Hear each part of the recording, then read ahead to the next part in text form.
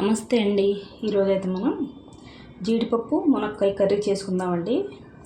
సింపుల్గా చేసుకుందాం. నూనె అయితే వేసుకుందాం. ముందు బండిలోకి తగినంత అండి. ఇది నూనె అయితే వేడెక్కాలండి.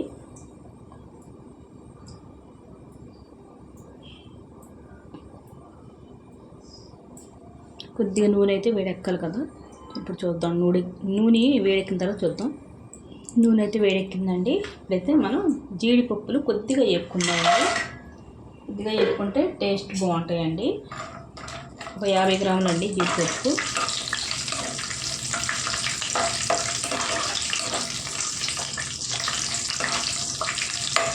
లైట్గా వేసుకుంటే సరిపోతాయండి.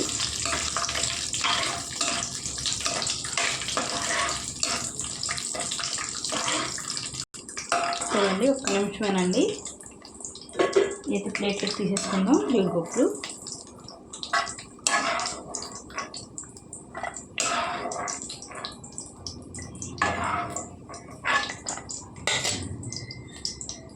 జీడిపప్పులు అయితే తీసానండి. చూడండి, ఉల్లిపాయలండి ఒక 4 అండి, మునక్కాయలండి 3 అండి. చూడండి, ఈ మనకి ఇందులో గ్రేవీ ఎక్కువ ఉండాలి కదా, దాని గురించి కొంచెం ఉల్లిపాయలు ఎక్కువ వేసుకున్నాము.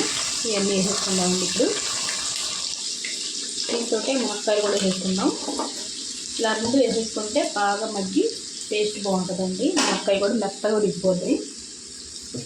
మరీ గట్టిగా ఉన్న బాగుంటుందండి మునక్కాయలు. రుచి తగినంత ఉప్పు వేసుకుందాం. ఉప్పు ముందే వేసేసుకుంటే బాగా మగ్గుతాయండి ఏ కూరగాయలైనా. పసుపు అండి ఒక చెంచా. నేనైతే బాగా కలిపేసుకున్నాం. ఉల్లిపాయలని మునక్కాయలు బాగా మగ్గాలండి. మధ్యలో మధ్యలో మనం కలుపుకుంటుంటే బాగా మగ్గుతాయి సమానంగా అన్నీ.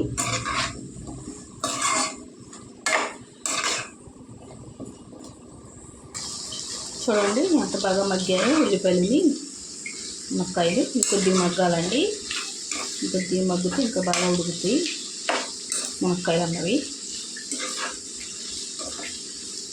కలుపుకుంటూ ఉంటే ఇలాగా సమానంగా మగ్గుతాయండి అన్నీ. చూడండి, కొద్దిగా బాగా మగ్గాయి కదా. ఇప్పుడు కొద్దిగా మనం ఇందులో మసాలా వేసుకుందామండి. ఒక స్పూను అంతేనండి, ఇంకా ఎక్కువ అవసరం లేదు. ఇది పచ్చి మసాలా అండి. అల్లం వెల్లుల్లి పేస్ట్ వేసుకుంటారు, కానీ ఈ మసాలా అయితే చాలా టేస్టీగా ఉంటుందండి. మనం సపరేట్గా ఏం పొడి ఏం అవసరం లేదండి. ధనియాల పౌడర్ ఇవన్నీ ఇందులోనే ఉంటాయి. ఈ మసాలా అన్నీ టేస్టీగా కూడా ఉంటుందండి ఇదే మసాలా. చూసారా, ఇంత మసాలా అయితే సరిపోతుంది. కొద్దిగా వేగాలండి మసాలా అయితే. మసాలా అయితే వేగిపోయిందండి. ఇప్పుడైతే కారం వేసుకుందాం. కారం ఎక్కువ తినేవాళ్ళు ఎక్కువ అండి, తక్కువ తినేవాళ్ళు తక్కువ వేసుకోవాలండి.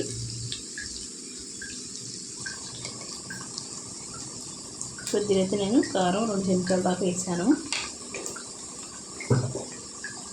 కారం అయితే పచ్చివాసన పోవాలండి. ఇలా నూనెలో బాగా కలుపుకుంటే పచ్చివాసన అనేది పోద్ది. ఏ కూరకైనా సరే కారం కొద్దిగా ఇలా నూనెలో వేగాలండి. వేగితేనే టేస్ట్ బాగుంటుంది, లేకపోతే కారం వాసన వస్తూ ఉంటుంది కూర. ఇలా వేపుకుంటే కారం మంచి వాసన వస్తుందండి.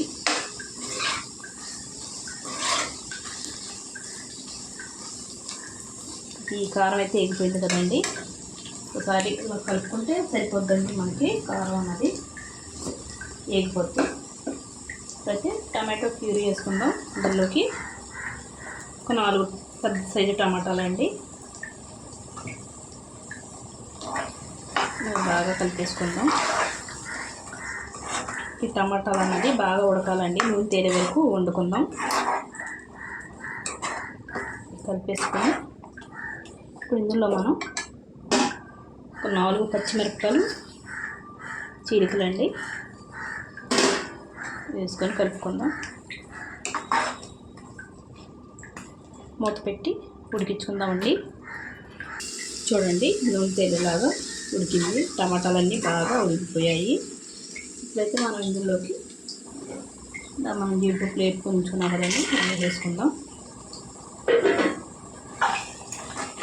మీ ఇష్టం అండి, ఎన్నైనా వేసుకోవచ్చు. జీడిపప్పు ఎక్కువ తింటే ఎక్కువ వేసుకోవచ్చు, తక్కువ తింటే తక్కువ వేసుకోవచ్చు. ఈ పేస్ట్ కూడా చేసుకొని వేసుకోవచ్చు అండి. కొద్దిగా నేనైతే వేయలేదు. ఒక్క నిమిషం మూత పెట్టి వండుకుందామండి. ఒక నిమిషం అయితే ఉడికిందండి. ఇప్పుడైతే మనం ఇందులోకి తగిన నీళ్ళు వేసుకుందాం. మునక్కాయలు ఉడికేలాగా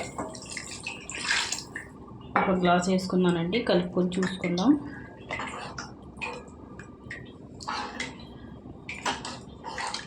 కొద్దిగా వేసుకుందామండి నీళ్ళు. బాగా ఉడుకుతాయి మునక్కాయలు. అయితే మెత్తగా ఉడకాలండి మునక్కాయలు, అప్పుడే టేస్ట్ బాగుంటుంది కూర. ఈ మునక్కాయల సారం అంతా బాగా దిగుద్దండి కూరలోకి, ఎక్కువ నీళ్ళు వేసుకుని వండుకుంటే. ఇంకొక పావు గ్లాస్ వేసుకుంటున్నానండి నీళ్ళు. బాగా కలిపేసుకొని మూత పెట్టుకొని మంట మీడియంలో పెట్టుకొని వండుకుందాం. ఆల్రెడీ మనకి మగ్గిపోయాయి కదండి, సగం మగ్గిపోయాయి మనకి నూనెలోనే. చూసారా మెత్తగా ఉన్నాయి. ఇలా ఉండాలండి. మీడియంలో పెట్టుకొని వండుకుందాం. ఇప్పుడు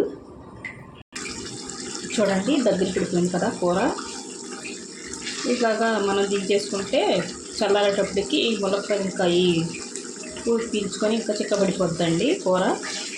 అంతేనండి, ఎంతో సింపుల్గా టేస్టీ అయిన జీడిపప్పు ములక్కాయల కూర. ఒకసారి మీరు ట్రై చేయండి. వీడియో నచ్చితే లైక్, షేర్, సబ్స్క్రైబ్ చేసుకోండి.